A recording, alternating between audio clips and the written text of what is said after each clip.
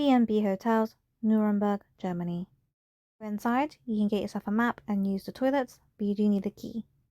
Pay for your parking if you need to.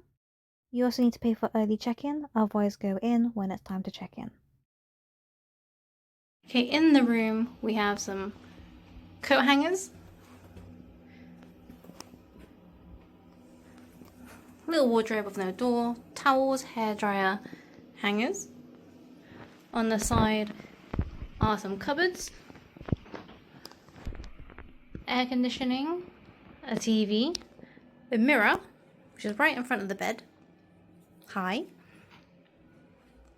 You got a window, a picture of the town. The bed is a double, but it gives 2 duvets. Outside, we can see the town. Table, chairs. And then in the bathroom,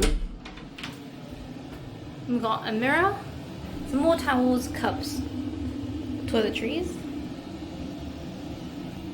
toilet. The shower's quite nice.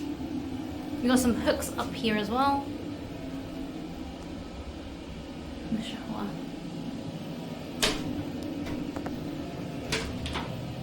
Lovely.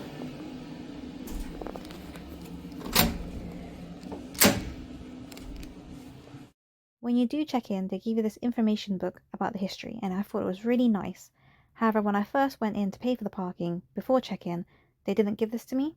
So after I looked at the whole place and checked in the evening, I saw this and I thought, now I have to come back in the morning to look at the rest.